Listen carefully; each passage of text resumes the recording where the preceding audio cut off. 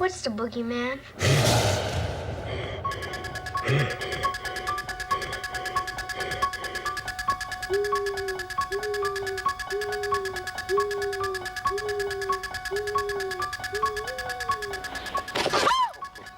You know, it's Halloween. I guess everyone's entitled to one good scare, huh?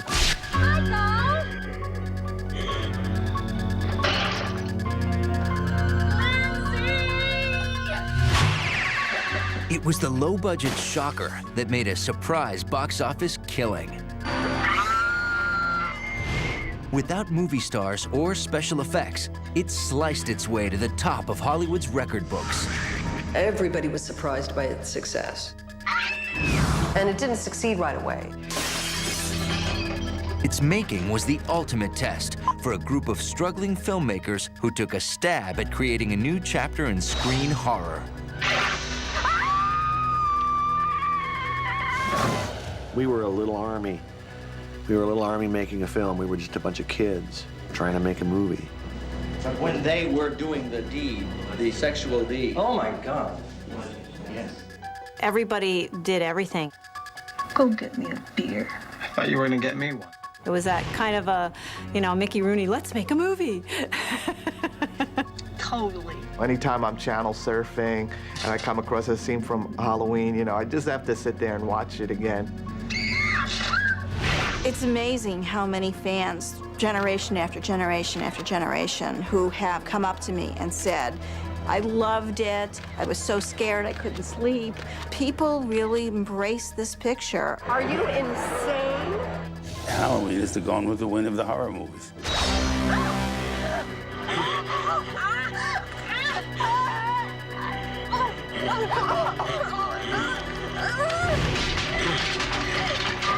Please help me! Please!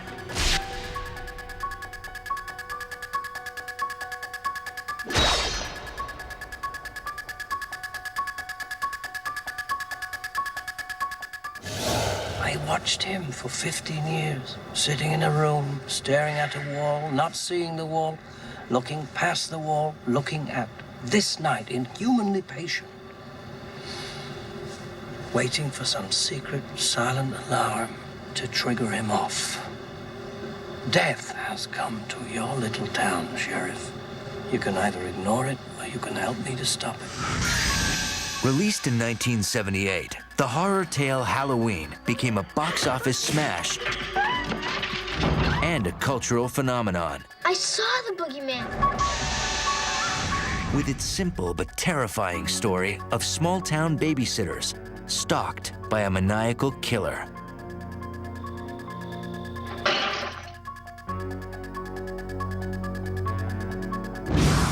Despite a budget of just $320,000, Halloween would go on to become the most profitable independently released film ever. Its worldwide success shocked not only Hollywood, but also the filmmakers behind it, who went on to become some of the industry's hottest talents.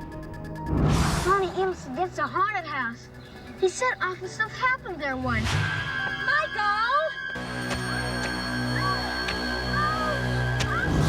All the elements were right. An intriguing villain, a little bit of camp value with the Loomis character played by Donald Pleasance. I'm his doctor. You must be ready for him. If you don't, it's your funeral. You had some pretty teenagers in there. We have 3 new cheers to learn in the morning. The game is in the afternoon. I have to get my hair done at 5, and the dance is at 8. All the stars were in alignment. Totally. Everybody was very young. We were shooting in an incredibly fast pace. The entire makeup, wardrobe, prop department was in a tiny Winnebago. Here I was with these 18, 19, 20, 22-year-old guys, primarily, and a lot of people's girlfriends and friends and family all creating this movie. Well, kiddo, I thought you outgrew superstition. We were kids back then in '78. People were giving us some money. We were going out and playing. We had a huge sandbox to play in. We had our friends with us. We had no idea what we had. Here's something that a movie which didn't cost that much money, which is constantly continues to sell. I don't think there's another film like it. Although Halloween was created by a team of movie-making hopefuls, Its eerie premise was the idea of a veteran Hollywood player, studio executive turned independent film distributor Irwin Yablans. I want to do a horror film. So I started to think about how to do this for the limited amount of money we had. And it occurred to me that if we did a movie about babysitters, it would work because everybody had either been a babysitter or been a baby. And also I thought it would be something that would lend itself to kids in jeopardy. One night would be the best way to do it. Halloween just popped into my mind.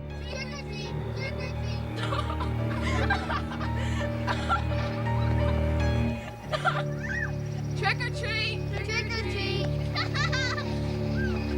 And I thought to myself, gee, wouldn't that be great? But I'll bet somebody's done it, you know. The title's been used. Someone's made a picture called Halloween. And then the magical thing that I learned, the word Halloween, in as much as we could research, not only had not been used, but even the word had not been used as part of another title in the history of the movie business. Now that's an interesting thing. Yablans' enthusiasm was shared by his pick for director. He turned to a 29-year-old USC graduate who'd recently helmed one of Yablans' most intriguing action films. His name was John Carpenter. I had made a low-budget movie called Assault on Precinct 13. It had gotten some critical response in Europe. It's terror in the night. It's the most shattering assault on a police station in history. This is a siege. It's a goddamn siege. Assault on Precinct 13. Irwin said, let's make a horror film about babysitters who are stalked by this psychotic killer. And John got really excited. I met with him the next day at the Hamburger Hamlet. We had a tuna fish sandwich together. And I explained it to him. He suggested we put it on Halloween night, play the whole thing on Halloween night, and call the movie Halloween, because he felt it was a holiday that everybody could identify with, and it hadn't really been done.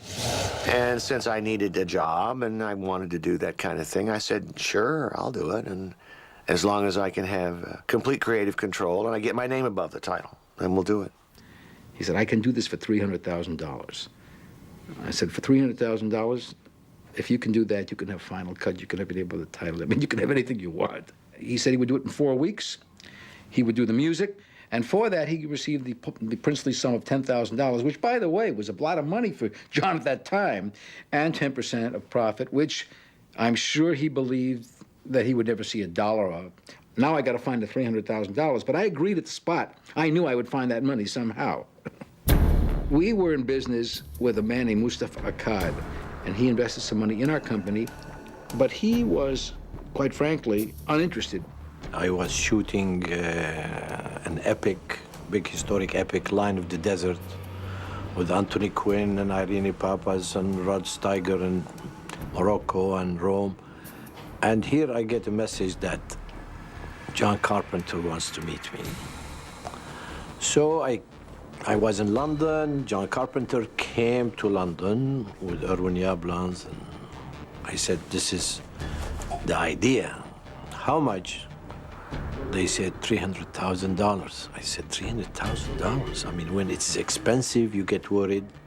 And when it is so cheap, you get worried. How can they make a movie for $300,000? I kept backing John up and telling Mustafa that this picture, from a commercial point of view, could be a very successful little movie, and we would do very well.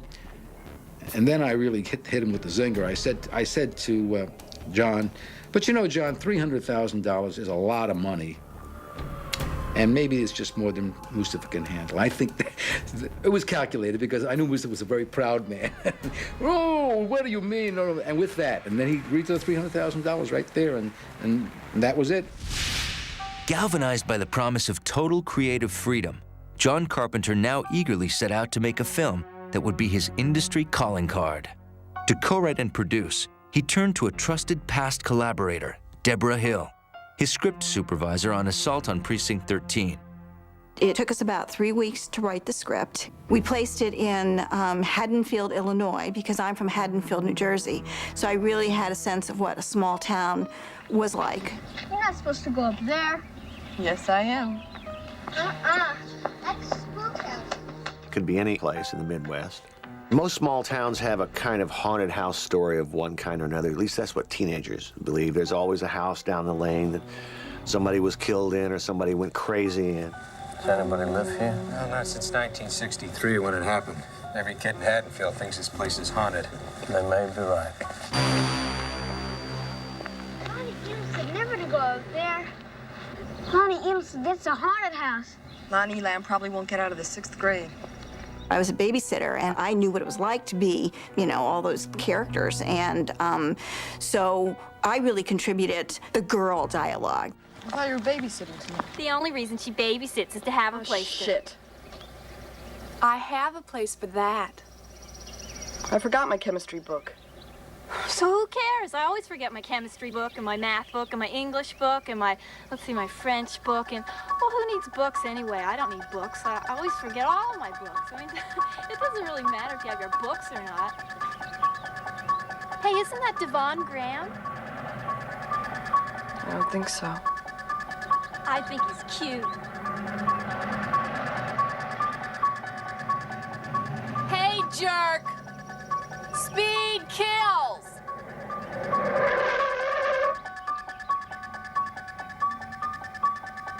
God, can't you take a joke?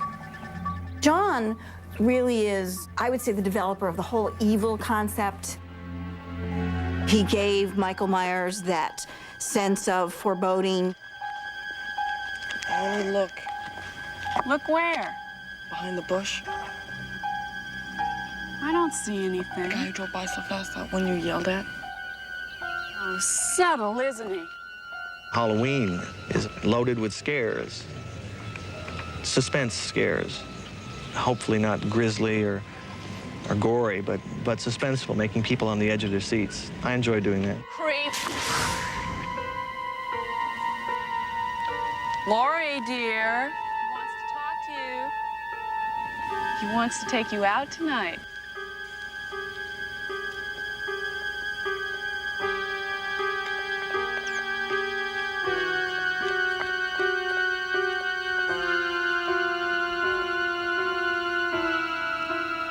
He was standing right there. Poor Laurie. Scared another one away. Halloween was really influenced by the films of Alfred Hitchcock. They're coming! They're coming! And the kinds of films that John and I loved when we grew up. Psycho is the granddaddy of these kind of movies. That's the first modern horror film. Took horror out of Gothic castles and European romanticism, vampires and werewolves, and brought it into kind of modern day problems and so forth. It was a terrifying movie. That was the signpost that everybody followed.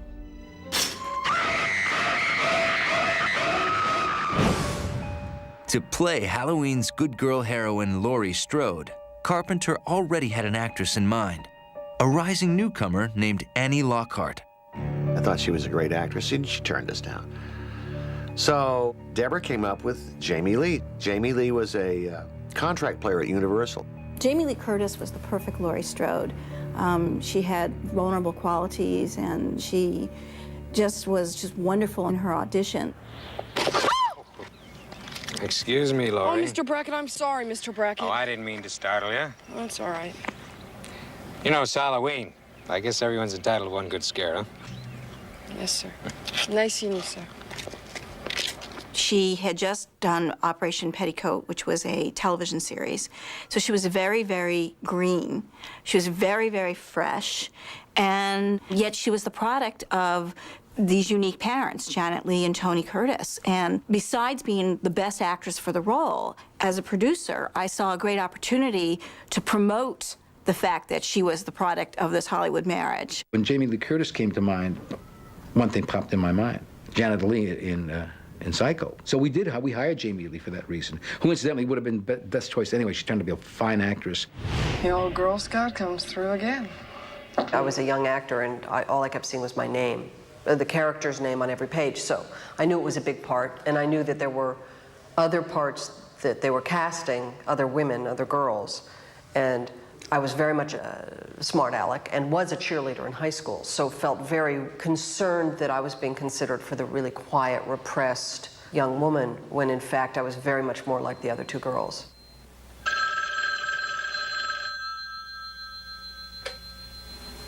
Hello?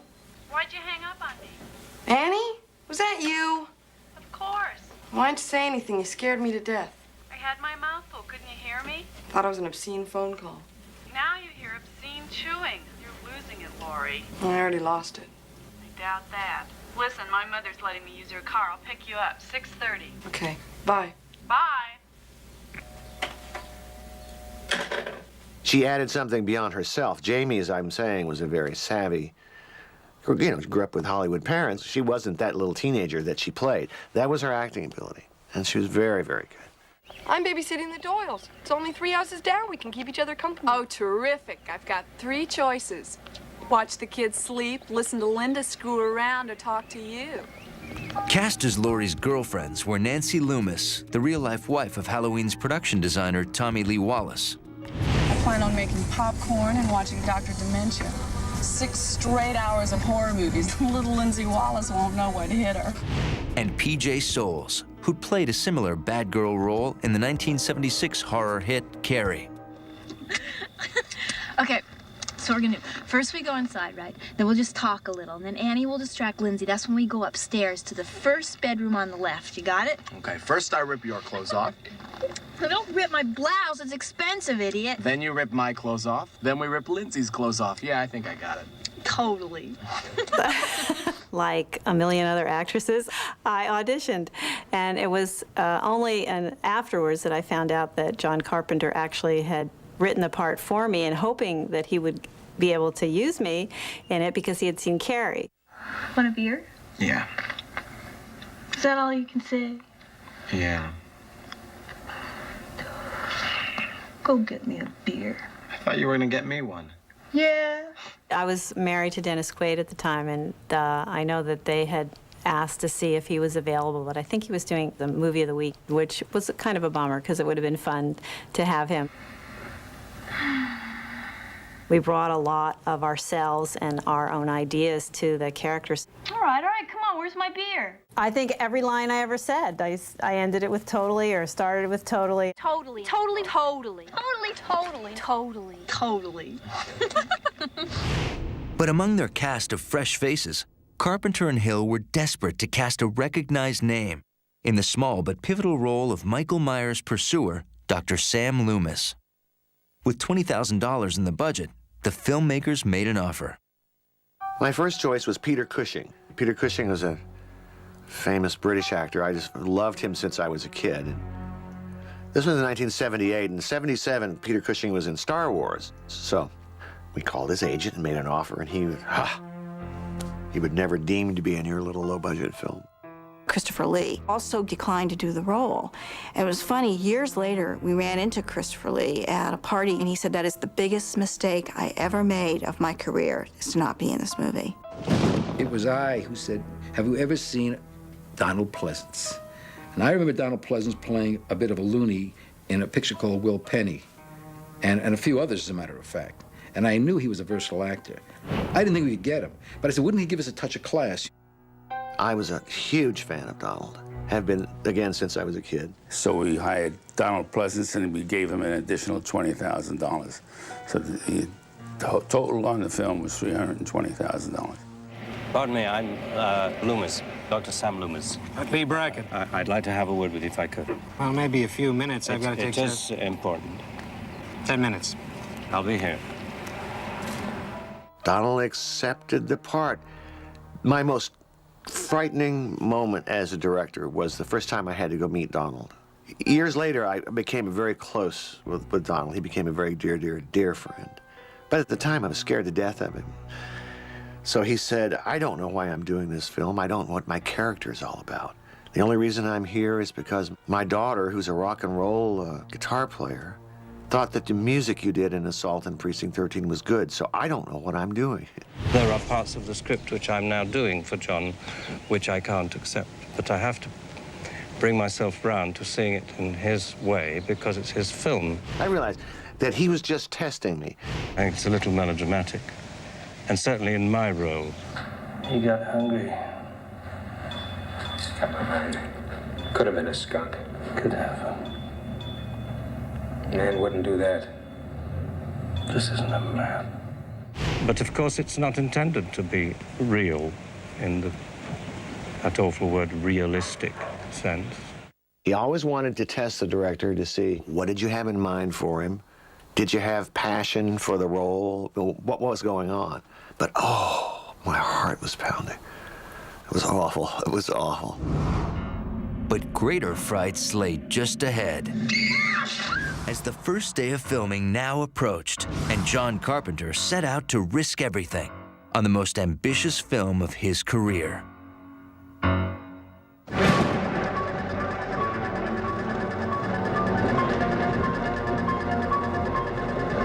Stop here.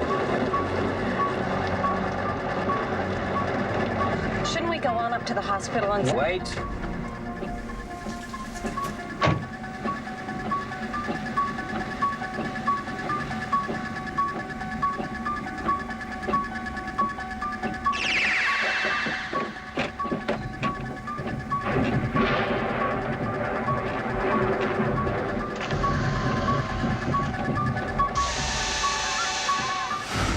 In May of 1978, cameras rolled on day one of Halloween as John Carpenter and his eager young collaborators set out to conjure movie magic from a skeletal budget. We shot a 20-day schedule, 4 weeks. Everybody did everything. It's harder to ask a stranger for a favor or to work for free or to work for very little money. So we really asked our friends to help us make this picture. A lot of people who worked on the film worked free. They didn't have the money to do it, but it was making a film on love. You know, they loved to work. You forgot about sleep for a couple of months. You just went and made the movie, and that was your life, and you ate it, drank it, slept it.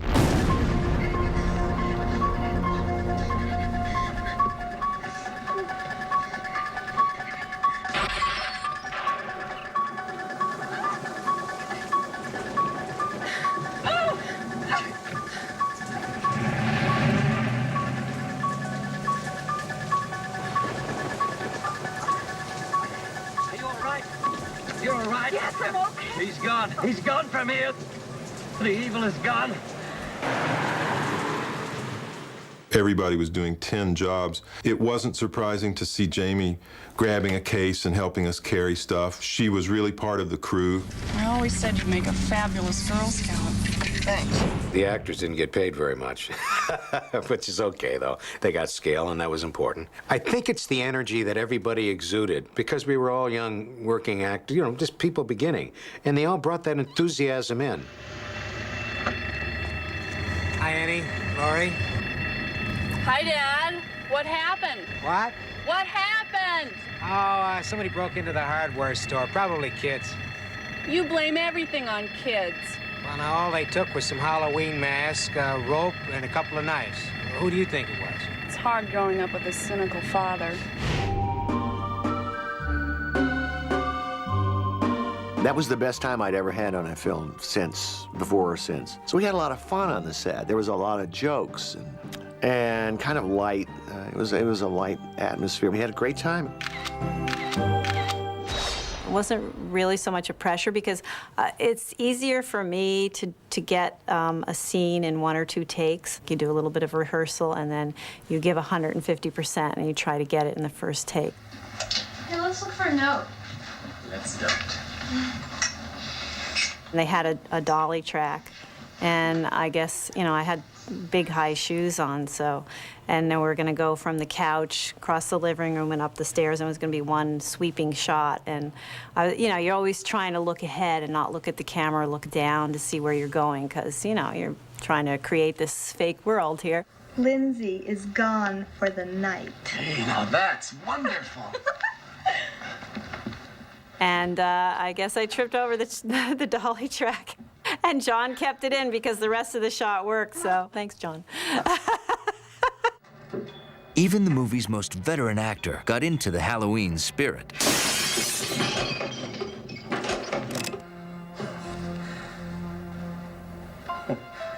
You must think me a very sinister doctor. When Donald Pleasence came on set, it was just amazing. We only could afford to shoot him for a week. So we scheduled all of his scenes together, and, you know, it was a lot to accomplish. But when they were doing the deed, the sexual deed... Oh, my God. Yes. Donald was unbelievable. He was so kind to us, but he never looked down on what we were doing. He gave every scene its respect. He gave everything that we were doing absolute 100% of him. He was amazing. I just couldn't believe it, how great he was. Not too bad. Right?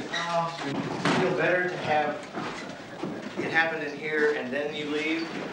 Well, I think she was sitting right here. I do too. It's good line to get in because that gives him his thoughts for rumination. Exactly. I think Donald was completely surprised when he arrived here from England that we were so young and we were such a small crew. There are behind-the-scenes shots, stills of him and I just chatting away.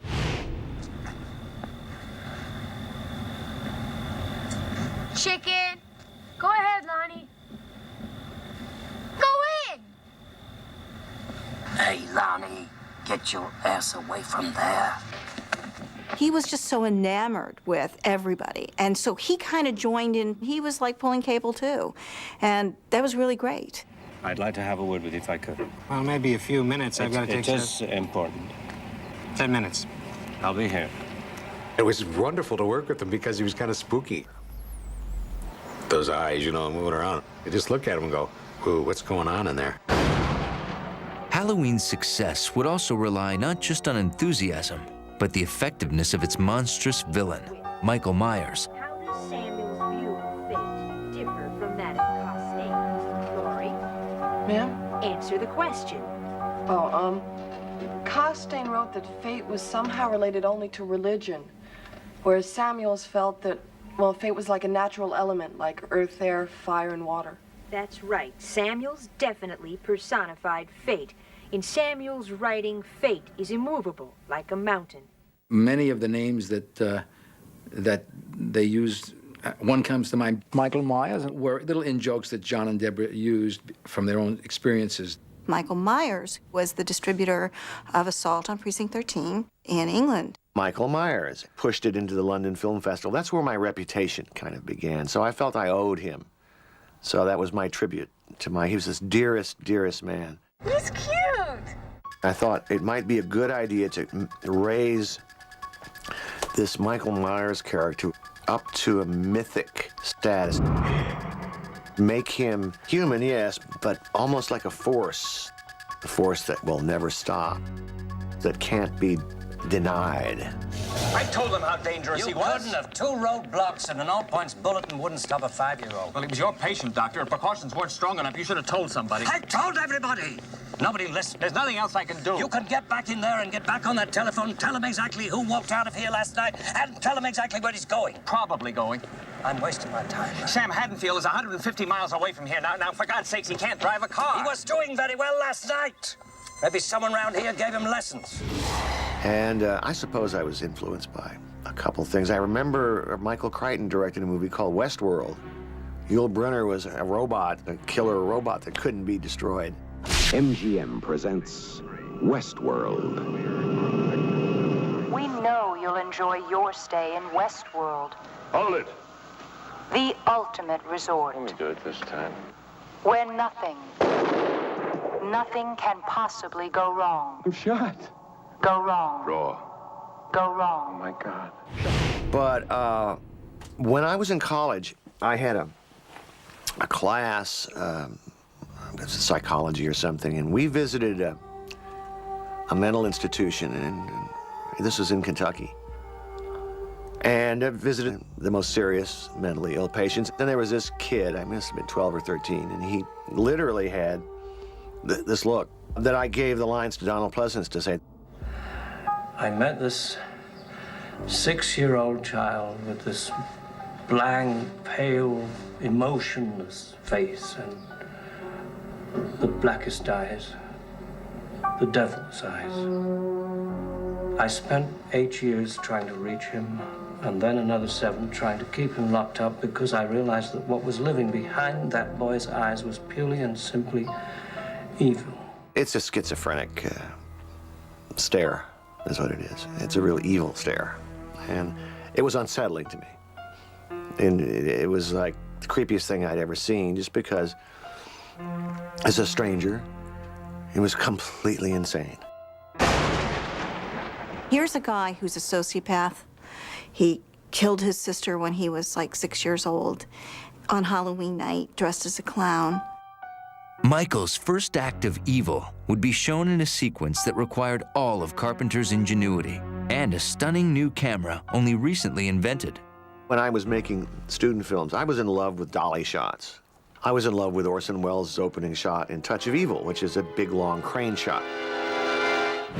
But physically, when you do dolly shot, it takes a long time. You have to lay down this track, and you put the camera on a dolly. You get these people to push it. And, you know, it takes time. We don't have the time on a low-budget film to make a lot of dolly shots. And then I discovered something called the Steadicam, or the Panaglide. That's a Panavision version. It's a gyroscopic camera that you attach to yourself, the camera operator, and walk around with it. The Steadicam, it was a brand new device, and it allowed us to smoothly sort of move the camera wherever a guy could walk. And John said he wanted to use that as the opening shot. A sort of long, continuous shot that brought the audience into the backstory of what was going to be the movie. He wanted to start off establishing the old house, moving up to it as if it was somebody's point of view, but then move around the back, inside the house. Never one to, you know, shirk from a challenge like that. I immediately thought, well, this is going to be great fun. John used the camera, as we know, as the character, Michael. So the camera becomes Michael moving in. We are alone, aren't we? Michael's around someplace. We look into the windows, we come around, and we come back around in the back door, and that's when I, posing as the young boy, get the knife, and I'm carrying the knife.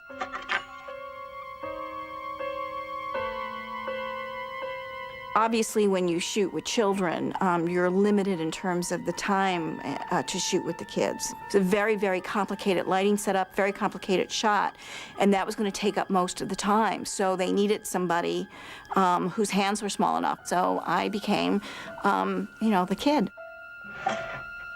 I'm carrying the knife. Those are my hands in the clown suit.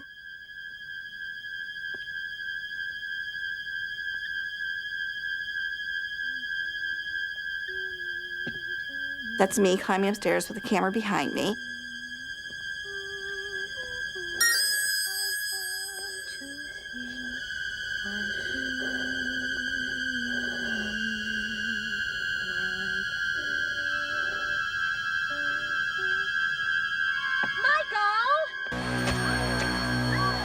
And that's me killing his sister. I actually wasn't even touching her.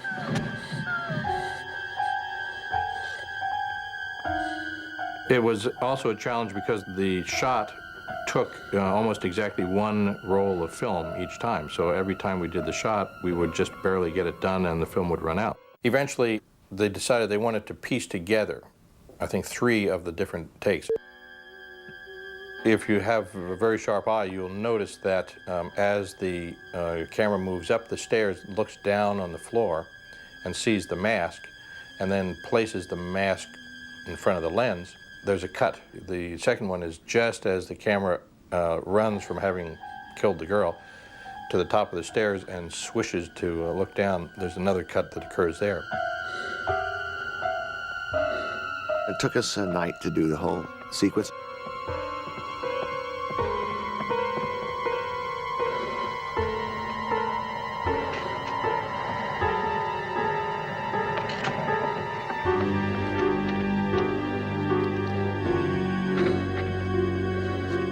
Michael? We had a crane for the evening. And we pull back from the little kid who's unmasked. We come back from the house up and see the neighborhood.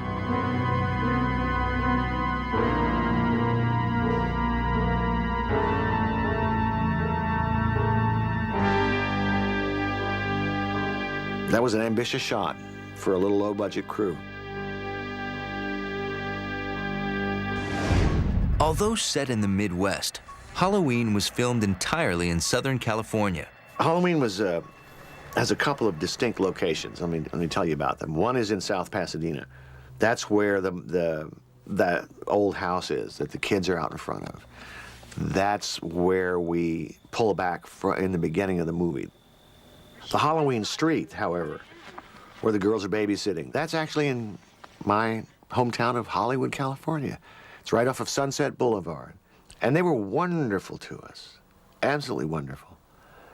They didn't mind us shooting at all.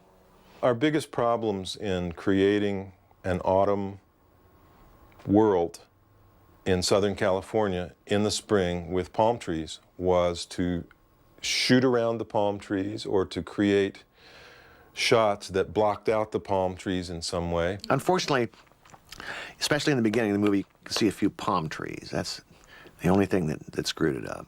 What the hell? In the beginning of the movie, we got these big bags of leaves, you know, orange leaves, fall leaves, and we would have this sort of stupid fan next to the camera, and we would like throw the leaves and so that they would like blow in front of the camera. I remember there maybe being 6 to 8 people on the crew. And it was time to throw the leaves on the grass. Everybody pitched in. And when we finished that scene, you know what we did? We went and raked the leaves, picked them up, and put them back in the bags for the next time. But amid the group's exuberance, there was also anxiety on the part of first-time film star Jamie Lee Curtis.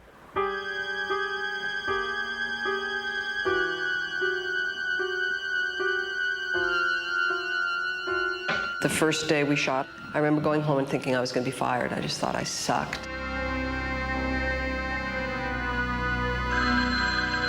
And I remember being at home and my roommate said, "Jamie, the phone's for you, it's John Carpenter." And I thought, oh man, this is it. Hello? Hello? Who is this? And he called to say how happy he was with the day's work, and I just thought that was great. It's never happened to me again. This was her first big break, and she wanted to be very good. So she and I had a great time together. We had a hoot because she's very funny, she's very charming, she's very lovable, and you know, we became very good friends after that. I just was totally enamored by Jamie. I felt like Jamie was my little sister. She really needs a lot of love and a lot of confidence building. And I think that's what makes her so unique as a talent, is that the lack of confidence she makes up for sort of a bigger-than-life character. You know, you could ask somebody. No, I couldn't. Sure you could. All you have to do is go up to somebody and say, "You want to go to the dance?" You could do that. I couldn't.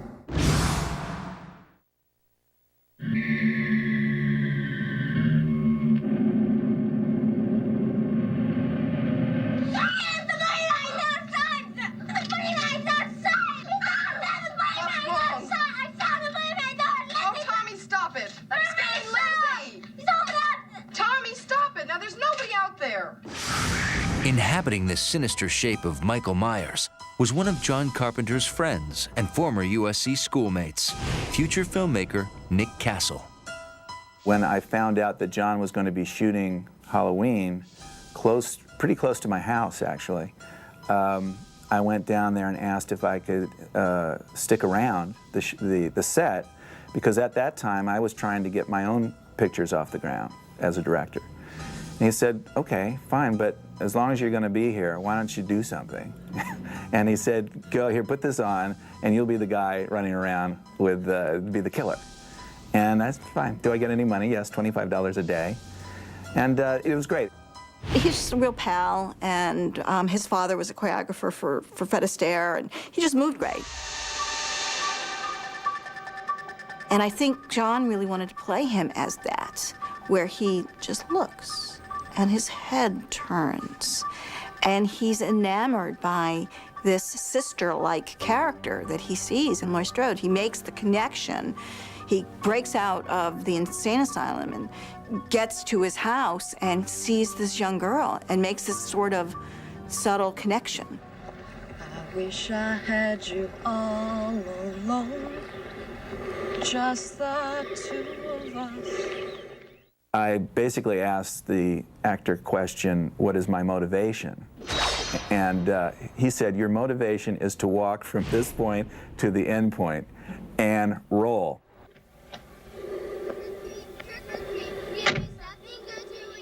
Do nothing, just walk. Don't act, just walk.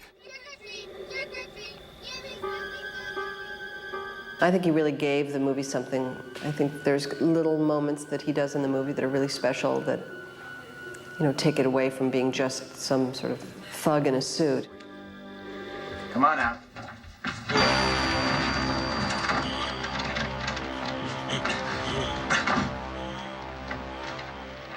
The only crazy thing he did was when he stabs the kid.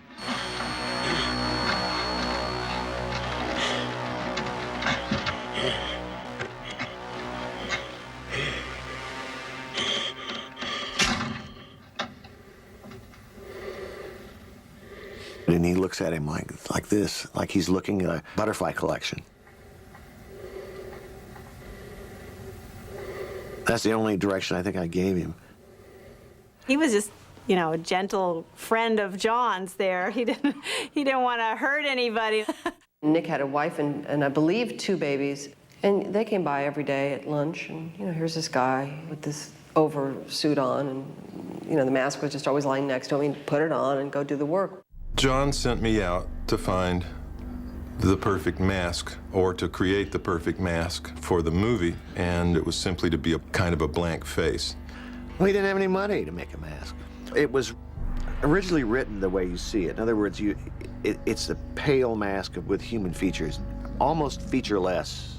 I don't know why I wrote that down, why Deborah and I decided on that. Maybe it was because of an old movie called Eyes Without a Face. It's a French film, Franju made it, and this girl had a burned face, so she wore this face mask. It was real creepy because it was featureless and immobile except for her eyes. So Tommy Lee Wallace, the production designer, ran up to the mask shop on Hollywood Boulevard and bought a couple. One was a clown mask, and that's, you know, one way to go. And the other, he got this William Shatner Star Trek mask, Captain Kirk. Because in mask form, the William Shatner mask was just a kind of a blank face. It didn't really look like anybody. And he cut the eye holes out a little bit bigger so they weren't like this, they were rounder. Tore off the eyebrows. I kind of poofed up the hair a little so it looked demented and strange. And I spray painted it whiter than it already was. Annie! Took off the sideburns. That's the one. Ah, cheese. Oh, cheese. Oh, it created a shiver right in the room, and we knew we had something special. I guess I owe the success of Halloween to William Shatner. Well, sort of. The hilarious thing about the mask situation is that the mask of Captain Kirk, anyway, looked nothing like him. Nothing like him. I mean, it just looked like, I don't know what it looked like, but that was the secret, that we really didn't look like William Shatner at all.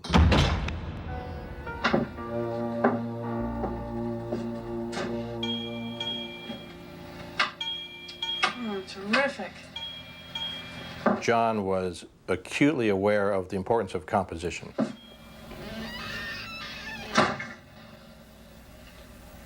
You deliberately put a character on one side of the frame, leaving a lot of empty frame, which can either tell the audience something is going to happen there or potentially could happen.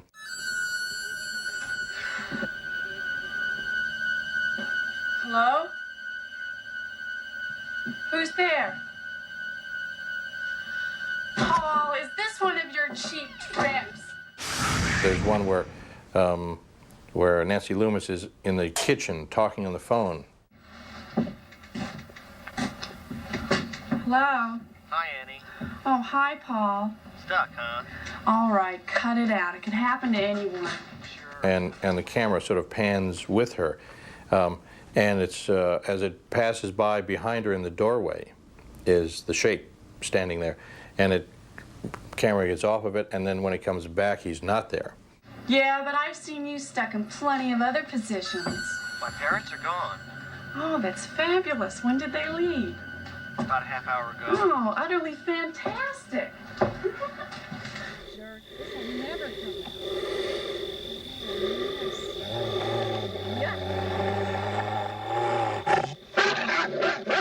Oh, the dog.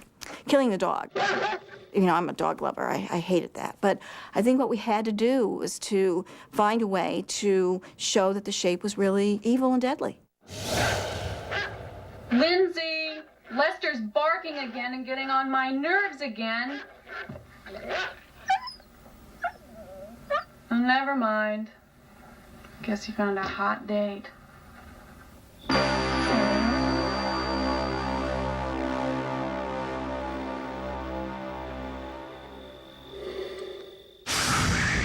In crafting the story of Halloween, John Carpenter cleverly balanced high tension with carefully chosen moments of comic relief.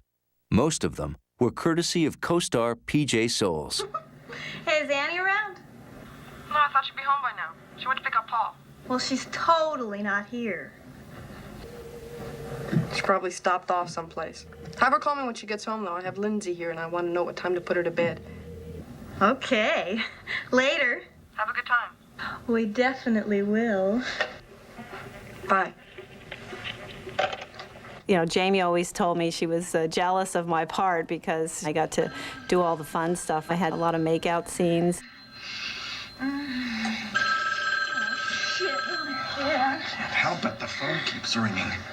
Oh, and I can't keep you interested, Just huh? answer the damn phone. Well, I can't. What if it's the Wallaces? Get Annie in trouble, you know. Just take it off the hook.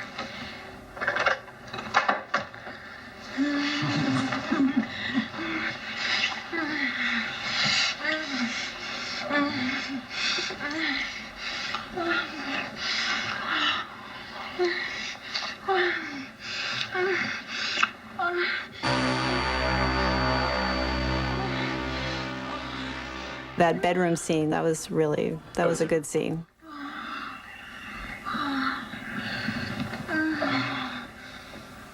Oh, fantastic. John did say, it would be nice in this scene if we could have a little nudity, and I don't know, however you want to do it. He was trying to be very gentle with it. But, you know, in the script it does say she slides the sheet down. Now, I happen to be, you know, naked under there, and the ghost, the guy comes back with the sheet over his head, and I'm thinking it's my boyfriend. How come I can't get him to you know, react to me or anything? Well, did you get my beer?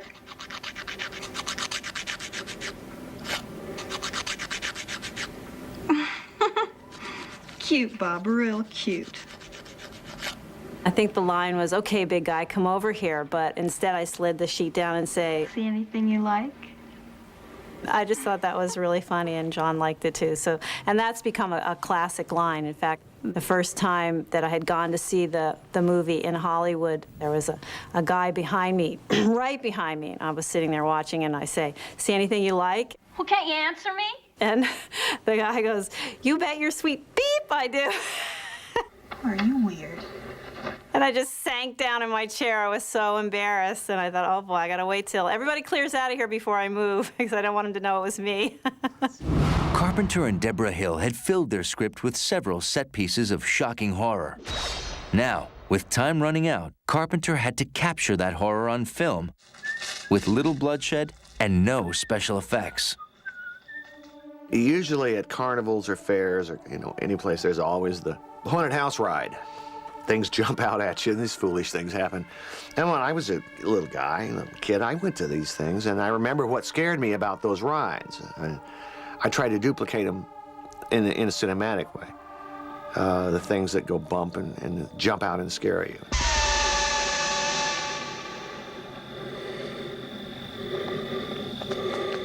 We wanted it to not be gory, we wanted it to be scary, and there's a big difference between gore and scare. John is, from childhood, from earliest days, one of his passions was scary movies. And when he got his turn, he he drew from the lessons he had learned watching these movies, and one of the cardinal rules is don't show too much of the monster.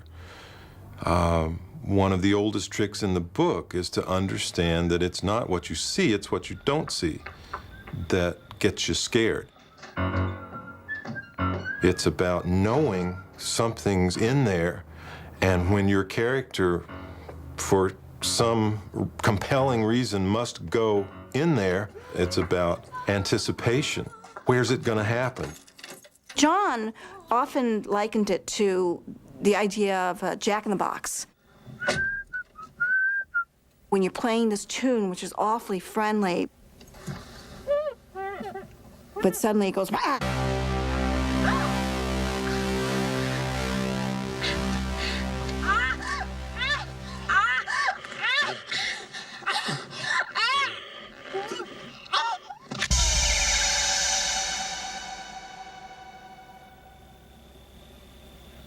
As far as filming it and at the time it being scary, it just wasn't. We'd always end up laughing, and even my death scene where I'm getting strangled by the phone, I had to beg him to do it harder. I said, you know, don't kill me, but just do it a little harder because all you're doing is tickling my neck and I can't die this way.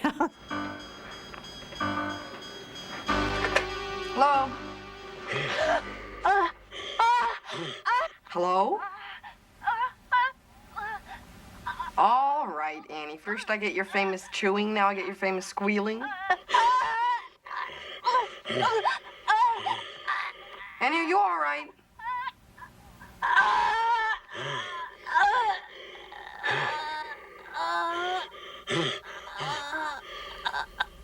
John was very, very acutely aware of as being how you build suspense.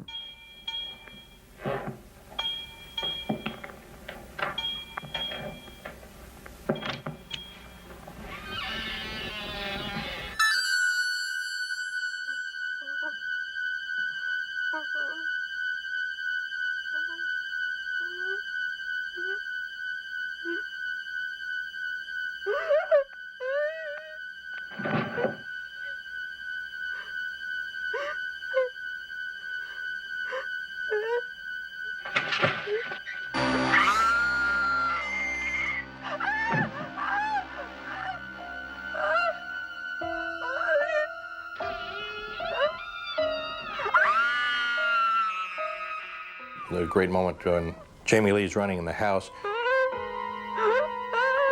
She runs upstairs and is hiding in a corner where she thinks she's safe, and it's sort of dark. And John said, how can we accomplish the idea that our eyes are sort of getting used to the dark, and we're starting to see the fact that Michael Myers is hiding there? And I said, oh, well, this will be fun. So we set it up with a small light on a dimmer. I gradually turned the light up so it began to just barely expose the film. And then you start to notice something. She's back there, and there's no exposure on it. It's just black, and then slowly he just turns it up, so you barely begin to see a little exposure on the face, and then he comes out.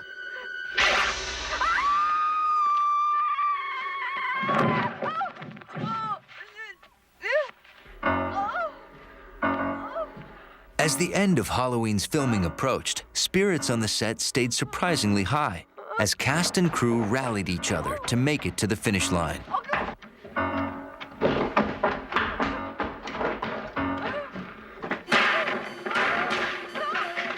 John clearly knew what he wanted. There was no waffling of a sort of first-time movie director.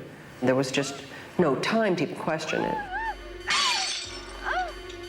When you make a low-budget movie like this, it forces a director into committing and being creative, trying to be creative. How can I do this so the audience will watch it rather than being really bored with it? I think that's one of the strengths of Halloween, is the sense that this pace is different. It's not the cutty pace that you're used to. We didn't have enough time. Help! Somebody help me, please! Somebody help! And there's one shot where Jamie runs from one house up to another, screams at a neighbor. Hello? Hello? Oh, oh.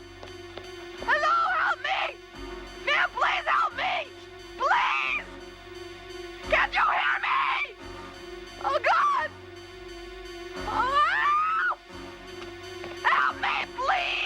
runs all the way across the street, and we were paragliding with her right into the door as she bangs on it. And we worked our butts off to do that.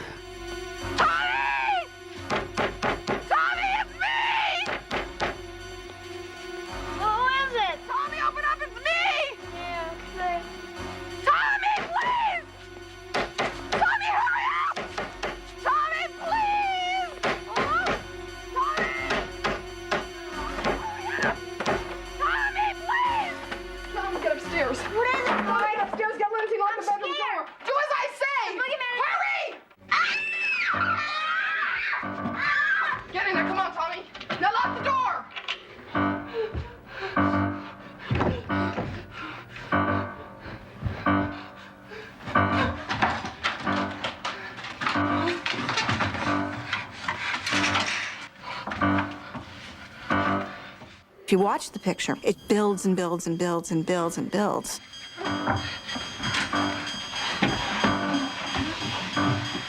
The shots of the shape, they get narrower and narrower and narrower until the end of the movie where Jamie's in the closet. It's a really tight, close-up kind of movie. You're in there with her, and this guy's coming after her, and you're going, oh my God, what's she gonna do? God, grab the hanger. I mean, yeah, you get frightened.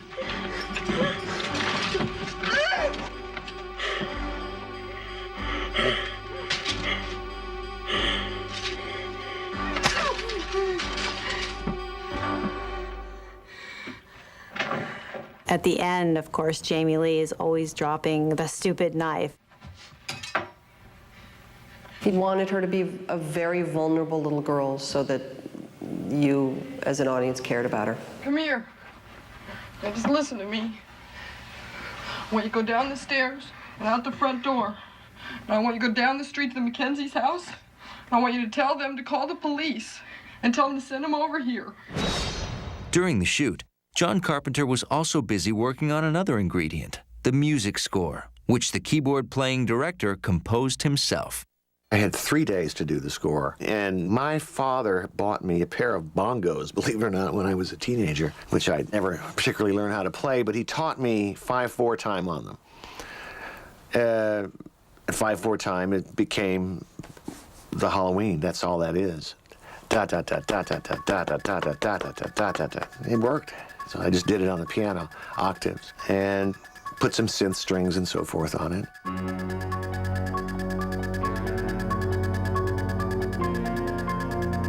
Dun, dun, dun, dun, dun, dun. And right off the bat, you are out of balance. It's almost as if your whole mind is being short-circuited and played with because you're getting this fast, crazy, erratic music.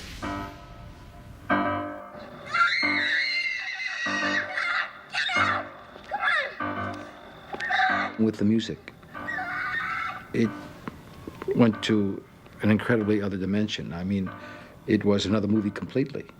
It was so effective. Now, you say, how long did it take? Well, how long could it take? John had 4 weeks to prepare the film. He had 4 weeks to shoot it and 4 weeks to finish it. So he probably did it while he was shaving. Well, it didn't work without the music. And interestingly enough, I showed it to an executive from 20th, but I didn't have the music on it. And she said, this is not frightening. There's nothing scary about this movie. Fate caught up with several lives here. No matter what course of action Collins took, he was destined to his own fate. Did not have music. So it taught me a valuable lesson. It wasn't effective because it was all silent. Fate caught up with several lives here. No matter what course of action Collins took, he was destined to his own fate.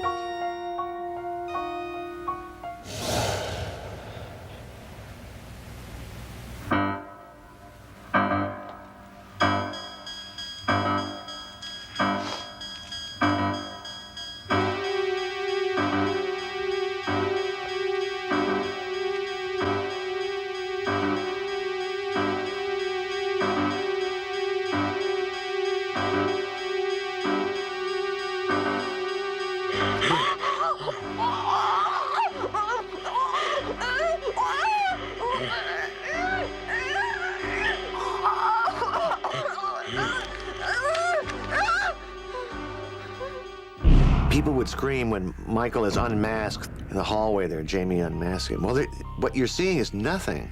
It's just a guy under there. But you're so built up to it, people would scream at it. John and Deborah wanted a certain look for the person that was going to eventually be Michael Myers when the mask came off. They didn't want someone really handsome like me.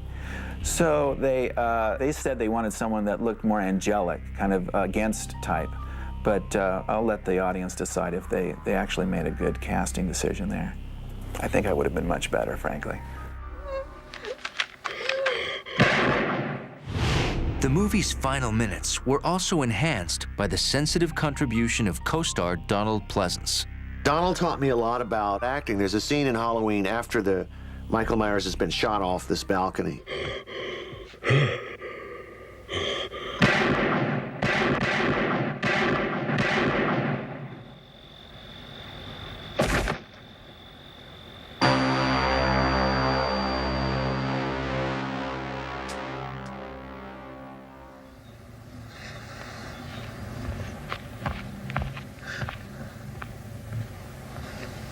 Donald's character sees that the body's gone. He said, I can play this two ways. I can play this, oh my God, or I can play this, I knew this would happen. I said, I didn't know what to say, so I said, can you do it both ways for me? And he did. And we used, I knew this would happen. That was the one. That was the one that was chilling. The final montage of the movie was actually made in the editing room. I don't think that it was certainly not in the script. And all these like shots of places where he had been or could have been.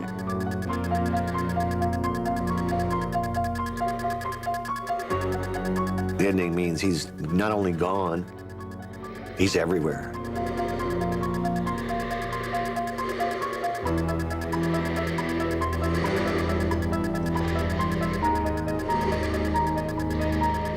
This guy is a human, but he's not. He's more than that. He's not exactly supernatural, but maybe he is. Who knows how he got that way? It makes the ending more surprising if you don't say he's been, cursed by some. You don't give much of an explanation. So your imagination works much more, it's more terrifying. It was very funny because people who saw the picture thought we had set it up for a sequel. And, it was the furthest thing from our minds.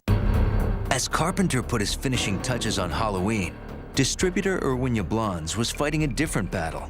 With help from his longtime business partner, a former entertainment lawyer turned film distributor named Joe Wolf.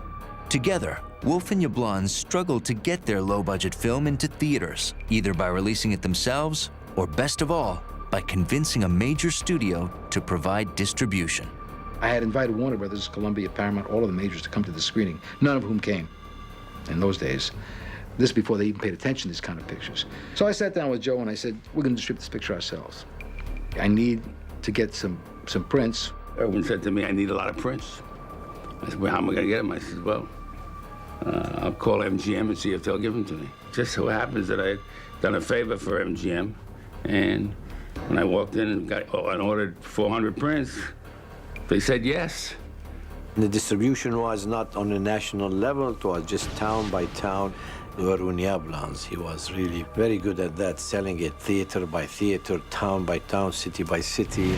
We had been asked to go to USC, and John, who being an alumnus of the school, we ran the film and then got up and were being grilled by the film students. John took the film back to his class at SC, his people, and he said, why are you making that piece of junk? One of the students raised a hand and got up and he said, I have to ask you people, why in the world, if you're going to make a movie, why in the world would you want to make this kind of movie? I mean, a disgusting horror film. Why would you want to make this? And we all kind of looked at each other and said, well, what we really tried to do was to take, a genre that hadn't been done for a while, but to do something sort of fresh with it, to do something stylish. And Deborah said, yeah, and you know, we can always hope that someday it would become kind of a classic film. And the guy said, why, you people, you think this film is ever going to become a classic? Why, how pretentious of you. I think that's absolutely ridiculous, you people. And he left. First time I saw it was in a class at UCLA. I would say 33% of the people walked out. And, you know, I looked over at my wife and said, well, but you know, 33% of the people aren't going to like a horror picture. With no movie stars and no studio backing, the future of Halloween seemed frightening indeed. But what happened next was more surprising and shocking than anything John Carpenter had imagined. Halloween night. A small American town. 15 years ago.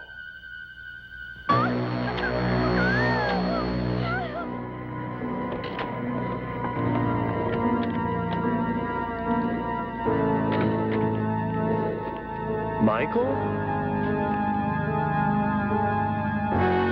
Halloween. In October of 1978, after 20 days of filming and a total cost of just $320,000, Halloween opened in limited release. The very first engagement of the picture in a paying situation was in Kansas City, in 4 theaters. And I remember sitting by the phone that night waiting for the receipts.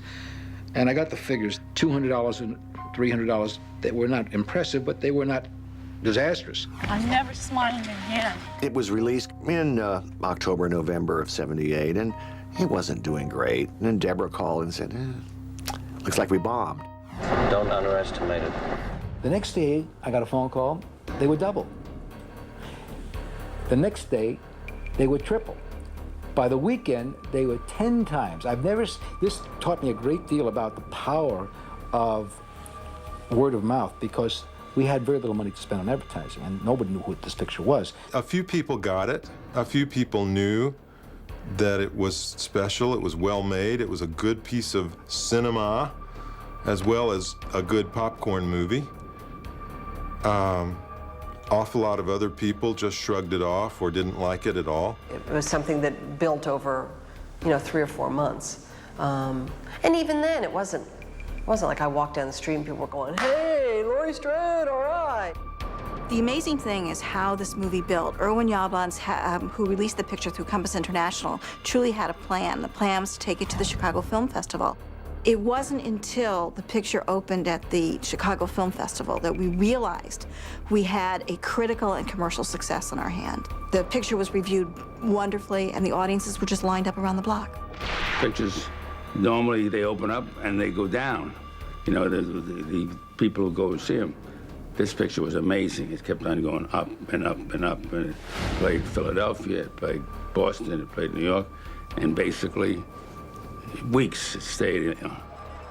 People had told 2 other people, 4 other people, 5 other, they told 10 other people. It was almost like the game of telephone. Oh, that's fabulous. The reviews were good, but over a period of 8 weeks, this film just killed them. We couldn't believe it. I'll kill you if this is a joke. I used to come up to sit down with Irwin and we'd say, well, what do we do now? Everybody's coming up saying, ooh, what are you talking about? Well, it's a big hit. No, it's not. Yeah, it is. I had no idea. Suddenly, the movie no studio had wanted was a box office blockbuster. Halloween surpassed everyone's expectations to become the most profitable independently released film to date, grossing over $70 million worldwide in its original release. It was, the new indie sensation that everyone had to see. What set Halloween apart from other, horror films of that time, I think, was just the skill that John Carpenter brought to the material. Subjective shots from the killer's point of view. It really hadn't been done that much before. He came up with a very memorable score, that had you on edge right from the beginning. He had good actors, and the victims were also sympathetic. So many of the slasher films that came out after Halloween, these characters are just set up to die, but you cared about the characters in Halloween. First time I saw it in a movie theater was amazing, because they suddenly started picking up on all the characters, and particularly, you know, screaming to Laurie Strode, "Don't go there! Don't go in the house! Don't cross the street!" I mean, it was very much, you know, an audience participation, and particularly when they realized that the character PJ played had this kind of, the way she talked, where she said "totally" all the time. Put me down! This is totally silly! So when she would finish a sentence, the whole audience would scream out, "Totally!" I totally promise. I totally don't believe you. So it was like really, really fun. And then, I mean, I just kept going the whole opening weekend. I went multiple times to different theaters, and by the end of the weekend, it was like Rocky Horror Show. Oh, God, help me! People were screaming and yelling lines back and interactive. It was really great. It was really great. With her very first movie role, Jamie Lee Curtis had established herself as a star to watch. It gave me a movie career. I tried to point out the irony that in those exploitation movies, I was intelligent, forthright, fought back against adversity.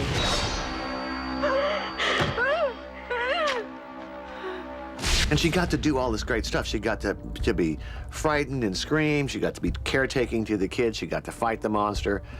I mean, she did all kinds of great stuff. And that's a dream part. Halloween also launched the careers of its talented makers behind the camera. Most of the people, you know, in Halloween, people have become major contributors to the film industry from this film. Everybody has been successful. Dean Cundy became one of the top cinematographers in town. Deborah Hill became an ace producer. Nick Castle became a director. You know, lots of times you hear about the curse of something. This is one movie where I can really I can't think of anybody who was cursed. Everybody benefited, everybody has been successful. It's been only a positive story. By virtue of the contract that I had as the writer-director, I had a net participation profit deal, and I got the biggest check I had ever seen in my life from Halloween. It was stunning. I couldn't believe it. The film's simple plot also became fodder for serious analysis by many of the nation's top movie critics. Some saw a conservative agenda in a story that hinged on the murder of sexually active women. But its director disagreed. The teenagers that were victims are sexually active. But that misses just the essential point of the film. The movie's about the revenge of the repressed. And Jamie Lee has a connection with the killer because she's repressed too. It's tragic you never go out. You must have a small fortune stashed from babysitting so much. Guys think I'm too smart. To me, these kids are just engaged in normal teenage behavior. They get killed because they're not paying attention. They're involved with their boyfriends and they don't think anything's going on. There's no Christian right morality. No. And psychiatrists and academics tend to read a little too much into Halloween. You know, Carpenter just wanted to make a scary movie. I asked my son, he was 17, Tom, why do you go and pay money and go and see these scary movies? He said, Dad, I take a girl to the movies. After 5 minutes, either she's grabbing me or I'm grabbing her. And this is so. Next day, he will take a new girl. Jerk. God, I've got a shirt on. That's all you ever think about. Soon after Halloween's success, John Carpenter's creation received the ultimate Hollywood compliment of imitation. Now, the same studios that had turned the movie down began making a series of blood-stained imitators. You know, it was the first of the horror movies. You know, everything came after that. Friday the 13th, Nightmare on Elm Street, which I was involved in. Created a whole, industry of slasher films. From Friday the 13th, and any holiday wasn't safe anymore. You had New Year's Evil, Silent Night, Deadly Night, April Fool's Day. It should also add that a lot of mainstream movies, I think, imitated the slasher tropes, films like Fatal Attraction and Sleeping with the Enemy, films like that, where they took, sure, they dressed it up with big stars and big production values, but those are really slasher films under the surface. And again, they also owe a debt to Halloween. As other movie monsters got into the act, Michael Myers himself returned to screens. Dino De Laurentiis with Universal came, they wanted to do a sequel. A sequel, I thought, my God, that's not television, never heard of a sequel before. They said, no, we want to do sequel, and I said, well, I don't know. They said, don't worry, we'll give you profit in advance. I said, okay. 1981 saw the release of Halloween 2, produced by Deborah Hill and co-written by John Carpenter. John Carpenter and I agreed to write Halloween 2 and produce it. And we wanted it to be a continuation of the night.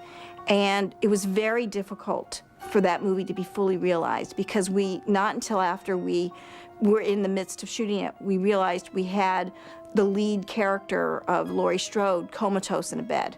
She was not proactive, and it really didn't work, in my opinion. I will say that what got me through writing that script was Budweiser, 6-pack of beer a night, sitting in front of the typewriter saying, what in the hell can I put down? I have no idea. We're remaking the same film, only not as good. The film was a box office hit, and it paved the way for a seemingly unstoppable series of sequels. I've only seen 1 or 2 of them. Halloween 2 was okay. Halloween 3 was a horror. It was just a terrible movie. Halloween 3, when approached to do a sequel, John and I decided we wanted to do something completely different. We loved this guy, Nigel Neal, who'd written the Quatermass movies, and so we wanted to work with him. And essentially, we found out that the audiences really wanted to see Michael Myers. Dino De Laurentiis with Universal, they don't want Michael Myers. Let's make a horror story, but without Michael Myers. I don't like that story. I was not in favor of this, but I was like outvoted. We tried it, it failed. So number 4, I get them all out, and I did number 4. Going back to the basic elements of 1, we always go back to the basics, and it works. Ultimately, John and I didn't want to make any more sequels, and so Mustafa Akkad started making them. Mustafa, he's like Mr. Halloween. I'm the godfather of the Halloweens. I preserve its continuity. I preserve its element. I will keep doing it, and I'll stop at 22. That's what Donald Pleasence said. One of the press were asking him, come on, Donald, you're going to keep doing these Halloweens, all this? He said, no way, I'll stop at 22. So I like to follow his advice. Mustafa Akkad has kept the franchise alive because he believes in it. Years later, Miramax bought the rights to the Halloween franchise, and they had the idea of, and Jamie actually had the idea of reuniting us again and met with them. Everybody wanted to do it except me. God bless all of you here, but no thanks. The one that is closest to Halloween 1 is H2O. I think that the filmmakers, and certainly Jamie, tried to stylistically keep it as close to the original as possible. And for that, I'm extremely grateful. Thanks. I have lots of fight with scriptwriters all along this series, whereby I don't want him to be killed. Okay, he can be shot, he can be wounded, but not have him in a dynamite blow up or chop his head or do, because it means, you know, he's dead. How can we get him back? Actually, I'm still involved in the Halloweens. To make another one sequel, I get the benefit of being paid some money, which is wonderful because I'm a capitalist and enjoy that. But it's Halloween 1 that brings them all in. And when people go and buy, and they buy Halloween 1. NBC wanted to buy Halloween and put it on TV, but it wasn't long enough. They had a running time of, I forget what it is now, and we were 2 minutes under or something, so I had to shoot additional footage. Carpet footage, I call it. Michael Myers is the most dangerous patient I have ever observed. Doctor, there is no diagnostic evidence to support that statement. He's covering up. This catatonia is a conscious act. There's an instinctive force within him. He's waiting. For what?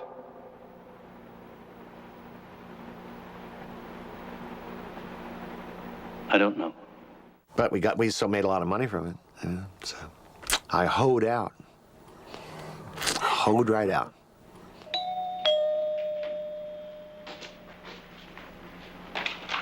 Hi. Hurry up. What's wrong? Shut the door. guy is following me. You sure? Yeah, I'm sure. I think it's that guy that passed us in the street in that station wagon. I couldn't see him very well, but I think it's Steve Todd. His brother has a station wagon. No, he was parked outside the school today. Right outside the window, he was staring at me. Steve Todd was staring at you? Somebody was. A while ago, he was in my backyard.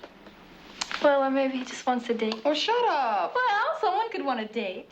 I think they should have left it the way it was, but NBC required these changes, and they were made. What's amazing to me as a writer of it and producer of it is that 20-some years after we made the picture, there's still a huge fan base out there. People adore it, you know, it's like Rocky Horror Picture Show, it's like any of the movies where people can dress up as the characters or get that mask. All right. Yeah, it did inspire merchandise and merchandising over the years. You know, there's been Halloween masks, posters, and dolls. I have all the little action figures at home. I am actually an action figure. That's kind of exciting. There's Luke Skywalker, there's, you know, then me, you know? So that's a lot of fun. Goddamn kids. They'd do anything for Halloween. I suppose there's one thing about Halloween that I hold very dear and precious, and that is that much like the killer himself, Halloween seems to never die. People constantly coming up and say they saw the film and they remember when they saw it, when they were kids, or they've seen it on TV. And that is really neat. Halloween would go on to make another fortune in its many incarnations on home video and DVD. And it's still selling tremendous amount of video cassettes, and it's going to be on television every year. It's fantastic, you know, it's one of those things that may happen once in a lifetime.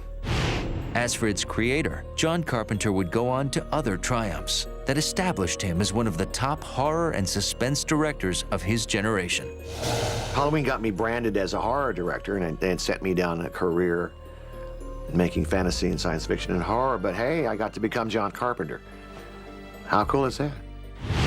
Despite John Carpenter's other successes, many still consider Halloween his ultimate accomplishment, and it endures today as a chilling horror classic and a still inspiring example of filmmaking ambition and imagination. Man wouldn't do that. This isn't a man. And it's still a scary movie because they allow you to do all the thinking. You don't need all that blood and guts and gore because you know what's going to happen. Create that atmosphere and you got an audience. You know, it's Halloween. I guess everyone's entitled to one good scare, huh?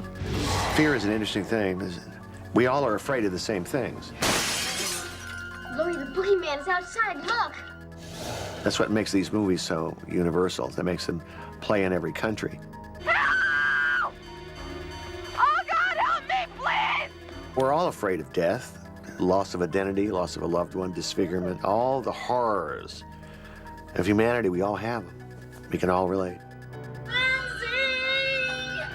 If it scares you and you can sit on the couch and get a little closer to your girlfriend and put your arm around her and make her feel a little better, you know, and comfort her while she's squealing in the chair there, then that's a good movie to see. Have a good time. We definitely will. And I advise some of these, for the married, take a husband and put a tape of Halloween and watch it. I think it will bring out some emotions or some intimacy. Oh, fantastic. I love Michael Myers. To me, everybody hates him, but I am going to keep him alive as long as I can. Are you weird? It definitely stands the test of time. It hasn't dated, unlike a lot of other films, you know, from the 70s and older films. It's a real primal experience. It's, you know, lean, mean, fighting machine. Like Hitchcock, Carpenter was really able to mine those feelings that nobody's safe no matter where you are. You know, you leave the big city and you go out into the suburbs, but there's evil lurking out there too. You can't kill the boogeyman. He's everywhere. Evil still lives. He will always live. He's in the shadows. He may be in your house. He may be in mine. Oh, no. Cute, Bob, real cute. Come on out.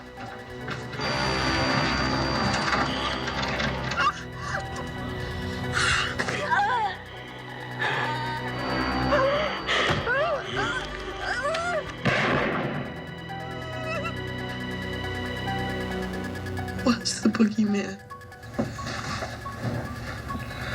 As a matter of fact, it was.